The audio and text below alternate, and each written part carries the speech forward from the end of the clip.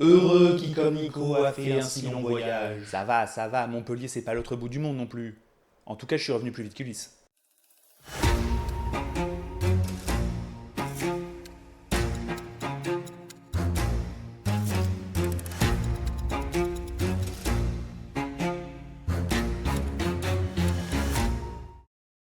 Bonjour à tous, j'espère que vous allez bien. Aujourd'hui, on va revenir sur l'autre film tant attendu de 2026 avec Spider-Man Brand New Day, l'Odyssée de Christopher Nolan. Et on peut dire en ce moment que Nolan, c'est un peu le roi du pétrole. C'est quand même un des rares réalisateurs, si ce n'est le seul, à pouvoir amener en salle des millions de personnes pour des films de 3 heures, un minimum exigeant. Il a quand même réussi à pratiquement atteindre le milliard de dollars avec Oppenheimer, un biopic sur le gars qui a inventé la bombe atomique, et a déjà dépassé avec son Odyssée le milliard de dollars au point de devenir son plus gros succès au box-office de sa carrière. Nolan, c'est cet équilibre entre film grand public et film d'auteur qui fait qu'il a une place particulière dans le cœur du public.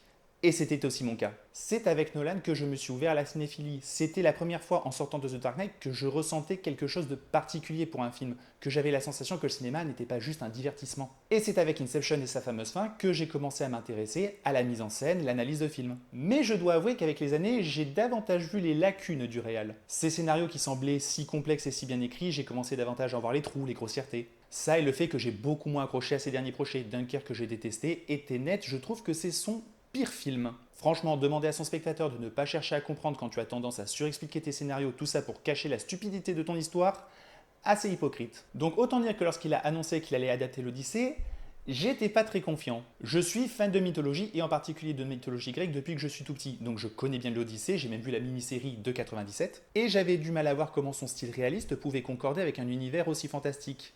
Ce que m'a confirmé la bande-annonce. Les couleurs étaient assez ternes, assez loin de la vision que j'avais de la Grèce, les monstres étaient très peu présents, ça manquait d'épique. Cependant, il fallait reconnaître à Nolan d'avoir une proposition assez inédite, certes éloignée de ma vision de la mythologie, mais en tout cas qui était originale et jamais vue au cinéma. Et afin de le voir dans les meilleures conditions, avec mon ami Vincent, dédicace à toi, on a décidé de se rendre directement à Montpellier pour le voir en IMAX 70 mm, soit le format souhaité par Nolan. Alors je suis très mauvais dans tout ce qui est technique, retenez juste que l'écran faisait 16 mètres de haut pour 22 de large. Tout était donc réuni pour vivre la meilleure expérience possible, du coup, qu'est-ce que j'ai pensé de l'Odyssée?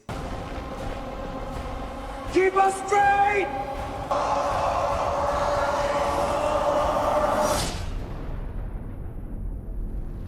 Je ressors de ma séance mitigé plus, avec un énorme mais. Dans l'absolu, je n'ai pas passé un mauvais moment. Le film a beau durer 3 heures, je n'en ai jamais ressenti une seule minute, à part un petit peu vers la fin, mais sinon dans l'ensemble c'est très bien rythmé. On peut même dire sur certains points que parfois ça va un peu trop vite, mais on reviendra à ça dans la partie scénario. L'occasion de préciser que vu que le film est sorti depuis un petit moment, je vais peut-être avoir moins de scrupules à spoiler dans cette critique, je vous mettrai un petit bandeau pour préciser quand vraiment je rentre plus dans le détail. C'est un film qui souffle le chaud et le froid en permanence. Il y a des séquences que je trouve absolument géniales, qui sont même peut-être parmi les meilleures de la filmographie de Nolan, et il y en a d'autres que je trouve d'un amateurisme. Et pourtant, ça fait partie de ces films qui restent en tête, qui vraiment viennent triturer le cerveau, sur lequel on revient, sur lequel on va vraiment réfléchir. Mais revenons déjà sur le point central de la promo, l'IMAX.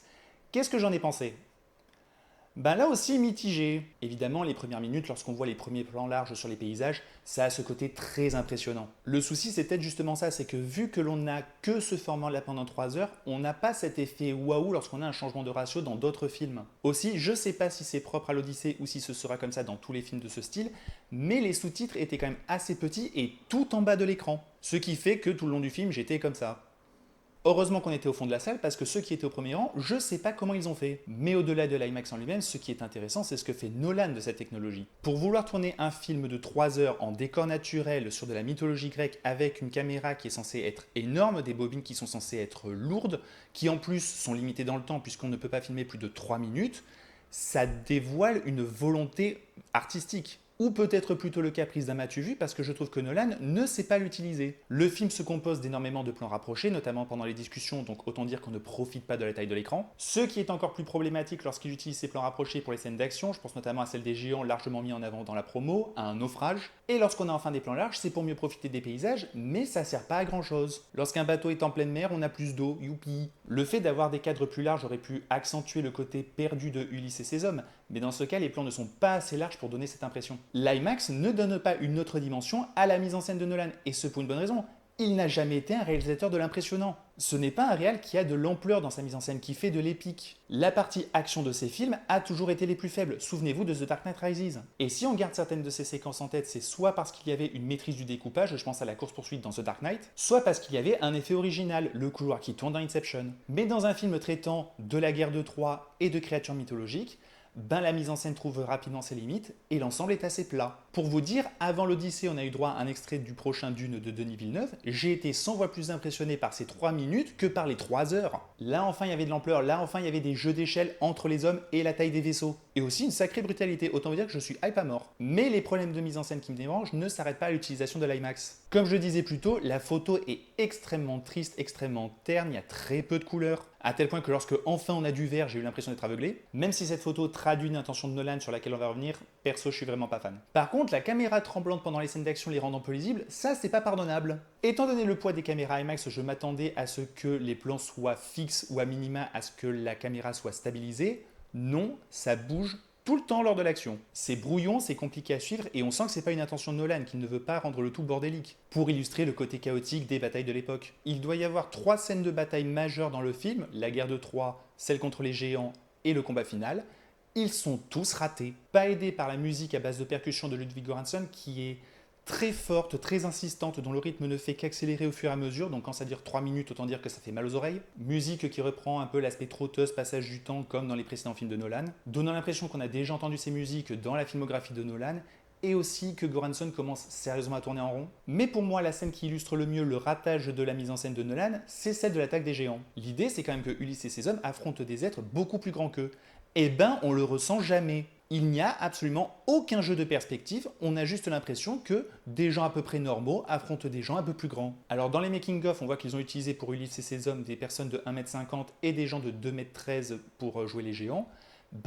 À l'écran, ça se voit pas. C'est quand même fou que Peter Jackson ait mieux réussi à jouer sur les perspectives avec Le Seigneur des Anneaux qui est sorti il y a 25 ans. Et je sais bien que Nolan préfère les effets pratiques au CGI, mais là, il y avait moyen de booster un peu leur taille. Ça, et donc le fait que l'on a énormément de plans rapprochés, qu'on a un montage qui aide absolument pas à la spatialisation des chorés qui sont pas intéressantes, cette scène d'action est juste ignoble. En plus de pas servir à grand chose, c'est à partir de ce moment-là qu'on commence à voir le schéma qui se répète.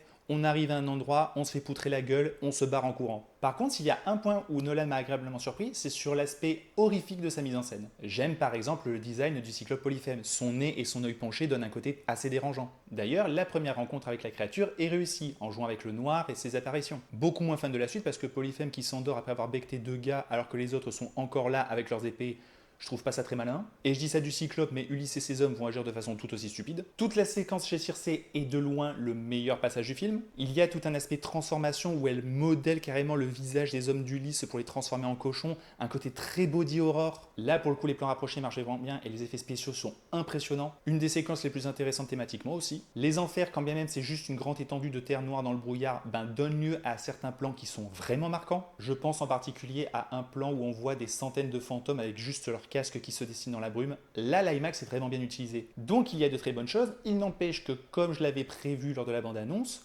l'aspect mythologique, lui, est totalement raté. Les dieux ne se résument qu'à Athéna / Zendaya qui apparaît 3 secondes par-ci par-là, même si c'est justifié. On a déjà abordé les géants et son incapacité à les rendre imposants. Les sirènes, ce sont juste des femmes à 50 mètres un peu dénudées dans la brume. Évidemment pas des femmes oiseaux, même pas des femmes poissons, non, juste des femmes lambda. Il s'est pas foulé. Cela dit, j'ai beaucoup aimé que, contrairement aux autres adaptations, Nolan ne nous fasse pas écouter le chant des sirènes, mais plutôt la perception qu'ont ces équipages alors qu'ils ont la cire dans les oreilles. Et si résumer Carib d'un simple tourbillon, ça passe, il faut en revanche parler de Scylla, qui est hideux. Au-delà du fait que la scène dure 30 secondes à tout péter, c'est juste une espèce de je sais pas quoi, avec des tentacules grisâtres absolument dégueulasses, et même en termes d'effets spéciaux, c'est la partie la plus moche. Alors tout ça découle de la volonté de Nolan d'aborder la mythologie par un angle plus réaliste, chose qu'il fait dans tous ses films d'ailleurs. Donc ça se respecte, ça s'entend, d'autant plus que c'est cohérent avec ses intentions et ses thématiques. Donc Athéna représentée comme une simple humaine, ok. Calypso qui est une nymphe, jouée par Charlize Theron,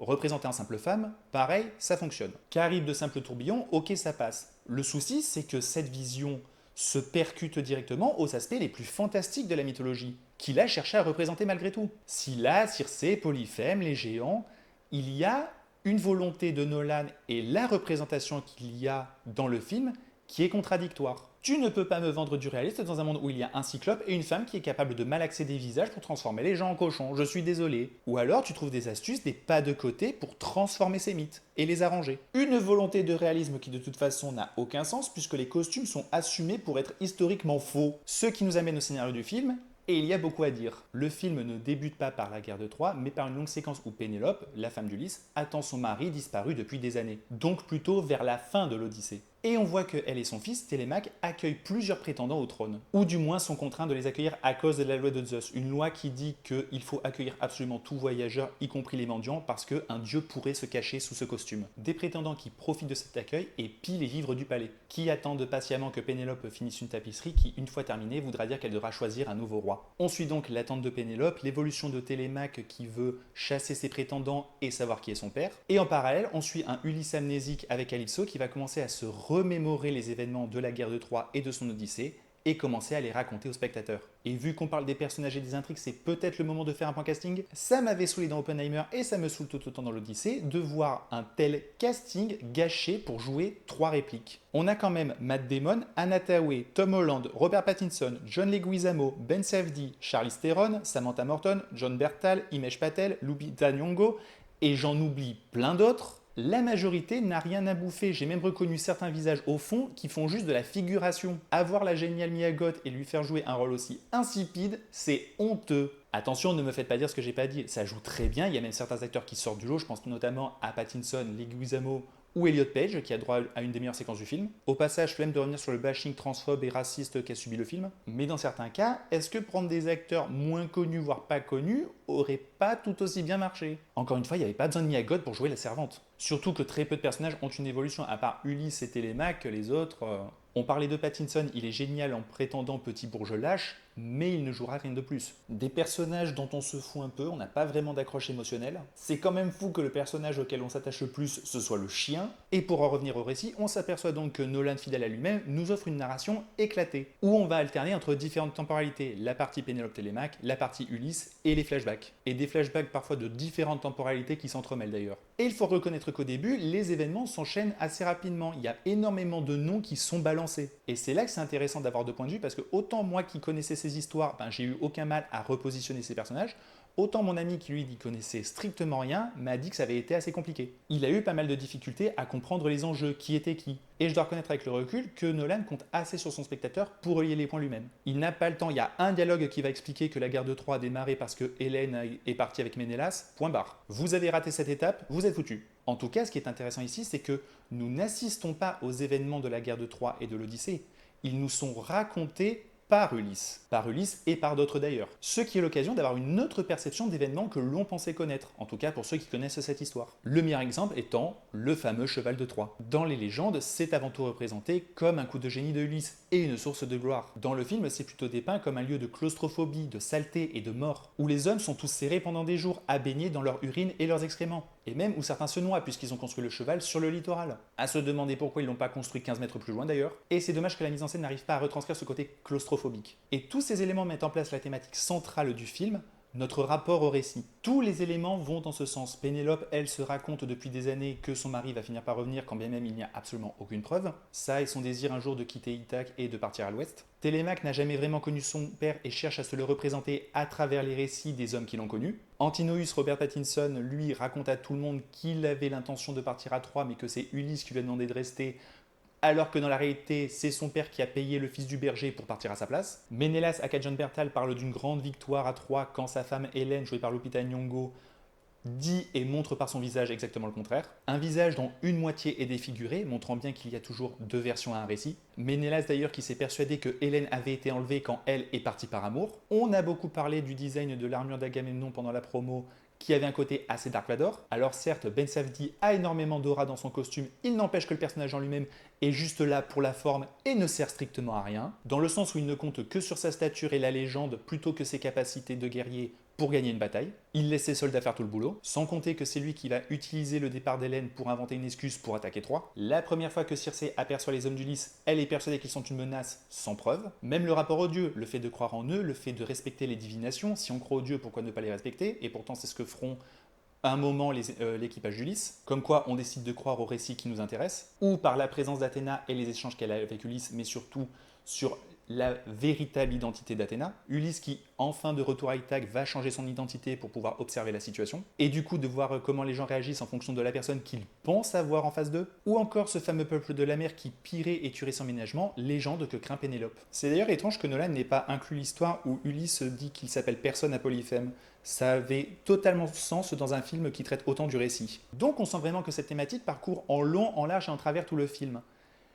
Dommage que ce soit pas vraiment exploité. Je trouve que Nolan n'a pas grand chose à dire dessus, et encore moins quelque chose de nouveau. Ça a plutôt tendance à ne mener nulle part puisque ces récits n'ont aucun impact sur les personnages ou sur l'intrigue. Il n'y a pas une histoire qui change la perception de Télémaque sur son père par exemple. J'ai plus l'impression que toute cette réflexion s'adresse vraiment directement au spectateur. Mais aussi à une plus grande échelle, Nolan parle du pouvoir du récit, de la fiction, dans une histoire de fiction. Ce qui peut donner un côté méta, perso j'ai plus l'impression que c'est un serpent qui se mord la queue. Après ce qui est intéressant c'est de voir comment l'Odyssée montre qu'un récit peut avoir différents buts. Il peut créer un mythe, enjoliver des événements, il peut entretenir une illusion, un mensonge, ou au contraire être vecteur de vérité. Et pour ça, il faut faire attention aux détails. Je pense notamment à la broche d'Athéna que confie Pénélope à Ulysse. Élément qu'elle utilise pour savoir si les gens qui viennent à elle sont vraiment sincères ou colporteurs de ragots. Et pour le côté mythe et mensonge, la guerre de Troie en est le parfait exemple, tout en illustrant parfaitement pourquoi je trouve que Nolan ne va pas si loin que ça avec son sujet. Encore une fois, par les récits, on présente la guerre de Troie comme la volonté d'un homme d'aller chercher la femme qui lui a été enlevée, une longue bataille pleine de gloire et d'honneur. Sauf qu'au fur et à mesure, on commence à avoir un autre son de cloche présentant la guerre de Troie comme un véritable massacre.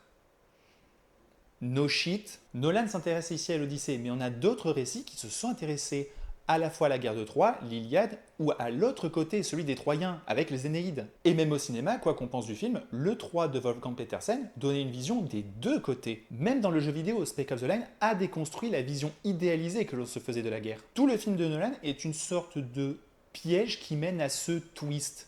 Twist qui n'en est pas un. On se doute bien que pendant les guerres, il y a des morts et que c'est pas joli à voir. On a vu Game of Thrones. Et ça marche encore moins bien dans un film qui veut rester tout public et est donc trop propre, qui manque de sang. Encore plus quand Circé accusait les hommes d'Ulysse de viol, chose que l'on ne voit absolument pas dans le film. Malgré tout, ce twist mène à quelque chose d'intéressant, le chemin de culpabilité d'Ulysse. Alors pour m'être un peu renseigné, l'aspect culpabilité serait déjà présent dans le livre. On aurait ce qui s'appelle, désolé pour mon accent, Cléos, le prestige, et Aidos, la honte de survivre. L'idée serait que Ulysse a un syndrome du survivant et regrette la mort de ses camarades. Ce qui est aussi présent dans le film, d'autant plus qu'il y a toute une notion au fait d'honorer les morts, mais sa culpabilité semble davantage venir de la façon dont ils ont géré la guerre de Troie, de la façon dont ils ont traité les Troyens. Ce n'est pas pour rien que Athéna a la forme de Zendaya. Zendaya qui, on le découvre, est en réalité une Troyenne qui s'est fait décapiter en même temps que l'effigie d'Athéna. Donc Zendaya ne serait pas Athéna, mais plutôt la représentation de la culpabilité d'Ulysse. À moins que ce soit Athéna qui ait pris cette forme pour le tourmenter. Encore une fois, chacun y voit le récit qu'il souhaite. Et donc en même temps que l'on est en train de découvrir l'envers du récit de la guerre de Troie, on découvre également l'envers du récit d'Ulysse. Ulysse est présenté comme extrêmement courageux, comme honorable, comme astucieux. C'est comme ça en tout cas que les hommes qui l'ont connu parlent de lui. Mais dans la réalité, il est assez idiot, prend des décisions insensées et fait preuve d'arrogance, d'hubris. Pas aidé par la débilité de ses hommes d'ailleurs, retirer la cire pendant le chant des sirènes, c'est complètement con. Le truc, c'est que j'arrive pas à me rendre compte si c'est volontaire de la part de Nolan, parce que c'est plutôt une réflexion qui m'est venue après. Et pour le coup, si on prend le film de Nolan par le prisme de la culpabilité d'Ulysse, ça pourrait expliquer certaines choses. Déjà un truc tout bête, mais les événements arrivés lors de l'Odyssée sont racontés par Ulysse. Ulysse qui est avec Calypso sous l'emprise du Lotus qui lui a fait perdre la mémoire. Du coup, nous spectateurs ne sommes pas témoins des événements arrivés lors de l'Odyssée, mais des événements tels que comptés par Ulysse lors de l'Odyssée. Se pose alors la question de la fiabilité du narrateur. Seule Zendaya est présente en dehors de ces récits, mais vu que c'est la représentation de sa culpabilité, ça peut fonctionner. Et à ce moment-là, si on accepte que tout vient de l'esprit de Ulysse, ça pourrait expliquer la direction artistique extrêmement réaliste des créatures. Ça explique pas tout, il y a quand même quelques trous, mais dans l'ensemble ça se tient pas trop mal. Et du coup, chacune des rencontres serait en fait une épreuve où Ulysse doit faire face à ses actes. Pour Polyphème, lorsqu'il débarque dans sa grotte, il dit à ses hommes que l'hôte va respecter la loi de Zeus, ce qu'il ne fera pas, tout comme Ulysse ne l'a pas respecté, on le découvrira plus tard, à la guerre de Troie. Pour les géants, j'ai du mal à voir, ça pourrait aussi concerner la loi de Zeus, mais je pense qu'il y a aussi un rapport aux apparences. Vu que quand ils arrivent, ils ont l'impression de voir un homme en armure qui se retourne et est un enfant. Donc ça pourrait un peu être leur représentation, eux qui se voient comme des grands guerriers sont en fait des enfants, et lorsqu'ils rencontrent des vrais guerriers, ils se font poutrer la gueule. Dans les enfers, il va rencontrer tous les hommes qu'il n'a pas honorés correctement à Troie et ailleurs, et en particulier Sinon / Élopège dont il a fait la promesse à son père de le garder en vie. Tout ça pour au final le sacrifier. Pour Circé, le rapport au viol et au pillage, c'est pas pour rien qu'elle les transforme en porc d'ailleurs. Durant leur échange, Ulysse met en avant qu'ils n'ont rien fait, à se poser la question de est-ce qu'ils n'ont rien fait, certes à Circé, mais l'ont fait à Troie. Ce qui marche donc soit par l'opposition, soit par le déni. Les sirènes de leur côté disent à ceux qui les écoutent ce qu'ils ne veulent pas entendre. Peut-être que c'est pour ça que Nolan ne nous le fait pas écouter, déjà parce que ça réserve le twist, mais aussi parce que Ulysse n'assume pas. Charybde des Scylla, je n'ai pas trouvé d'explication en dehors qu'ils sont des monstres phares de l'Odyssée, donc si vous avez une idée, mettez-le en commentaire. Avec Calypso, il va d'abord chercher à oublier avec le Lotus, puis au fur et à mesure, par ses récits, accepter et enfin décider de retourner à Ithaque. Ithaque, où il assumera ses responsabilités. Ulysse est certes le protagoniste, mais il n'est plus un héros dans cette histoire. Et que c'était la fin. Ce périple, c'est sa punition, son refus d'affronter qu'il a trahi la loi de Zeus. Au départ de Troie d'ailleurs, il décide de ne pas suivre Agamemnon et de partir par une autre voie. Et ce, tout en refusant à ses hommes de piller davantage la ville, disant qu'ils trouveront des provisions sur leur route. Donc ne part pas par la voie officielle, et sans assez de provisions. Le film, ses épreuves, sont un moyen pour lui de se libérer de sa culpabilité et d'enfin rentrer à Ithaque auprès de sa femme et son fils. Ithaque d'ailleurs, où les prétendants utilisent la loi de Zeus pour s'imposer dans le palais, et plus tard n'hésiteront pas à l'enfreindre pour leur propre profit, entraînant leur mort. On peut d'ailleurs voir dans la fin deux interprétations possibles. Soit la plus évidente, celle qui nous est montrée, Ulysse et Pénélope partent vers l'ouest pour honorer leur mort, et Télémaque devient roi d'Ithaque. Soit on peut considérer qu'avec toutes les blessures qu'a reçues Ulysse, il est en réalité mort. Déjà parce que la conclusion entre la bataille finale et la conclusion est assez étrange. Tout est beaucoup plus beau, plus lumineux. Télémaque a carrément une tenue dorée, assez irréelle. Mais en plus, ce passage-là nous est raconté en voix off par Ulysse. C'est un récit. Autre thématique dont on parlait tout à l'heure et qui est vraiment récurrente dans toute la filmographie de Nolan, le rapport au temps. Par son montage qui met en parallèle des événements qui ont 10, 15, 20 ans d'écart, Nolan met la notion d'immédiateté entre ces événements. C'est ce que l'on voit avec le peuple de la mer. Il nous est d'abord présenté comme une menace par Pénélope, avant que l'on comprenne à la toute fin que Ulysse et ses hommes sont le peuple de la mer, que ce sont eux qui, par la trahison de la loi de Zeus, ont créé cette légende. Quand bien même ces actes sont espacés depuis plusieurs années, ils ont malgré tout des conséquences qui nous apparaissent immédiatement. Mais cette infraction, en réalité, elle va beaucoup plus loin, puisqu'elle marque le début d'une nouvelle ère. Ulysse, dès le départ, est quelqu'un qui est présenté comme honorable et qui respecte strictement toutes les coutumes. Et en particulier la loi de Zeus, c'est quelqu'un qui ne va jamais refuser à un mendiant un toit et de la nourriture. Et pourtant à Troie, il va trahir tous ses principes. Le cheval était présenté comme un gage de paix offert à Athéna. En réalité, il est un outil qui va permettre aux Grecs de massacrer et piller. Par conséquent, en brisant cette loi, Ulysse a ouvert la voie. Quand bien même la loi de Zeus n'a pas été respectée, les Grecs ont gagné. Ulysse, qui est lui-même la personne responsable de ça, est revenu à Ithaque. À se demander si on considère que la fin est vraie, que c'est la raison de son départ, qu'il cherche à cacher son retour. Mais en tout cas, ça veut dire qu'il y a deux possibilités. Soit les dieux n'existent pas, et dans ce cas la loi de Zeus est caduque, soit ils existent, mais ils s'en fichent qu'on ne respecte pas leurs règles. Alors pourquoi s'en priver? Désormais, qu'est-ce qui empêche n'importe quel peuple de débarquer et de ne pas respecter la loi de Zeus et de simplement piller et détruire tout ce qu'ils veulent? D'ailleurs, je parlais de la fin, mais c'est ce que refait Ulysse, il tue ses invités. On pourrait faire un parallèle entre cette révélation et la fin d'Oppenheimer. En créant la bombe H, Oppenheimer a plongé le monde dans une ère de terreur, qui peut mener à la fin du monde à la moindre étincelle. La différence étant que dans Oppenheimer, il y a une cession des combats par peur de l'escalade, là où dans l'Odyssée, c'est l'ouverture à la brutalité, où les règles n'existent plus. Un parallèle que je trouve intéressant, mais qui dans l'Odyssée perd vachement en puissance. Encore une fois, on est dans de la fiction, on ne sait pas si le cheval de Troie a réellement existé. Mais même en partant de ce principe, la loi de Zeus est respectée par ceux qui croient en Zeus, donc par les Grecs. Ça ne s'applique pas au monde. Alors évidemment, il y a une volonté de Nolan d'utiliser ce récit pour parler de quelque chose de plus grand, mais Oppenheimer avait davantage de puissance, encore une fois, par son aspect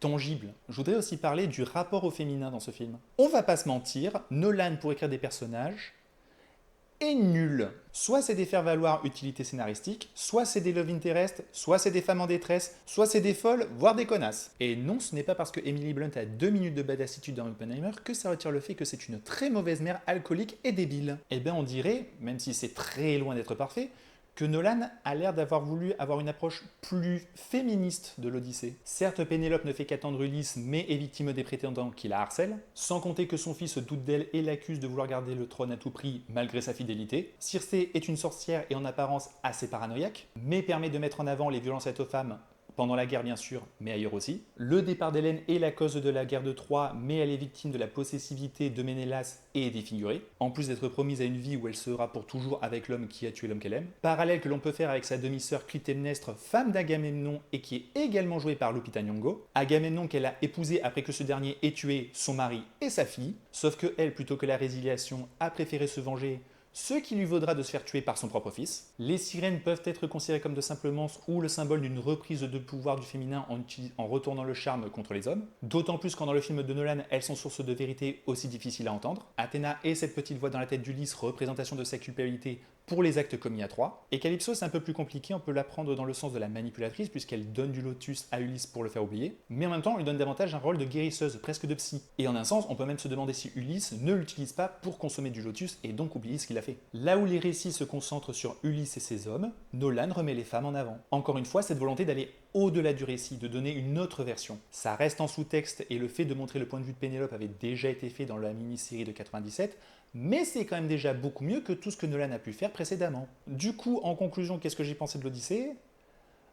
Je sais pas. Encore une fois, j'ai pas passé un mauvais moment, je peux même dire que j'ai passé un bon moment. Il y a des scènes qui restent en tête, pour le meilleur et pour le pire. C'est un film qui en apparence est juste une épopée et qui pourtant, plusieurs jours après, reste dans le cerveau et pousse à l'analyse, et ça j'avoue que ça fait du bien. Je préfère 1000 fois voir un film moyen, qui me procure cette sensation, que un film devant lequel je vais passer un bon moment et que je vais oublier au bout d'une semaine. Après, si je suis 100% honnête, j'ai l'impression que j'apprécie plus le film pour les réflexions qu'il me procure que pour le film en lui-même.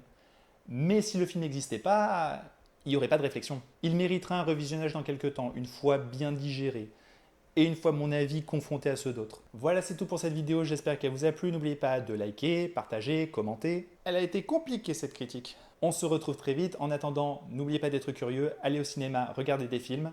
Bye.